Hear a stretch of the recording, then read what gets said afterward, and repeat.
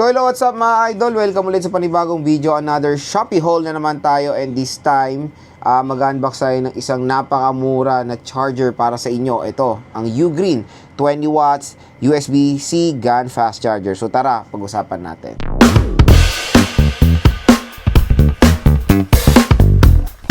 So ayan, kung naghanap kayo ng charger para sa iPhones nyo, for example, bumili kayo ng iPhone, wala kayong charger pang nakikita kasi medyo mahal talagang original charger ng iPhone. I think yung 25 watts nila, isa sa 1,000 plus. Ito mga ka-J-Vlog, 20 watts, wala pa tong nasa 2 to 300 pesos lang to. Tapos pag clinic nyo pa yung link natin dito, meron pa kayong additional discount para dito sa Ugreen 20 watts charger. Sabihin na natin 200 pesos pababa, pwede nyo lang makuha to, diba? Very affordable, and no worries, Ugreen is very trusted ko na brand yan. Karamihan ng chargers ko dito sa bahay is Ugreen, Anker, or Romos. I know kasi usually sa ating mga video, marami talagang naghahanap ng mga charger para sa mga smartphones nila.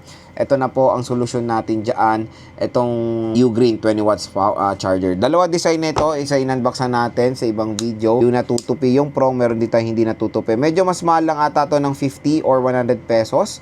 So kung gusto nyo ng mas portable or aesthetic, ito maganda rin. So tingnan muna natin to. Ang maganda sa mga charger na to, very colorful sila. Iba-iba yung mga color na available. May blue, may black, may white, may lavender, di ba? Compare sa original na mga Apple or ano, is isa lang or black lang. Malaki eh. Pero in fairness, colorful siya. So, mga manuals na hindi naman natin yung tinitignan. Ito na siya mga idol. Kamukha niya yung charger ng iPhone. Ganito yung charger ng iPhone, di ba? Very identical siya. So, Type-C naman na yung dulo niya, which is very nice. And I think may plastic pa siya dito. May protective film pa siya. Yan.